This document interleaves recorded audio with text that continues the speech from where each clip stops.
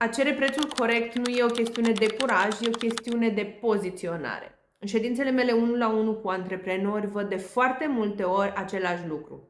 Frică. Frică să nu piardă clientul, frică să nu fie judecați, frică să nu pară prea mult. Adevărul e că prețul mic nu protejează, prețul mic te poate pune de multe ori într-o zonă în care oamenii nu te iau în serios. Și hai să-ți dau câteva tipsuri legate de prețul corect. Un preț corect va ține cont de valoarea pe care o livrezi, de timpul economisit de client, impactul în business, expertiza ta, rezultatul final și, bineînțeles, unde vrei să te poziționezi. Și vreau să-ți dau un exemplu real, un exemplu concret. Un antreprenor cu care am lucrat cerea 150 de euro pentru un serviciu care îi salva clientului peste 2000 de euro lunar. Când și-a ajustat prețul la nivelul corect, nu doar că a atras clienți mai buni, dar a avut și respectul pieței în sfârșit. Vreau să ții minte un lucru. Prețul nu este doar o sumă, este un statement.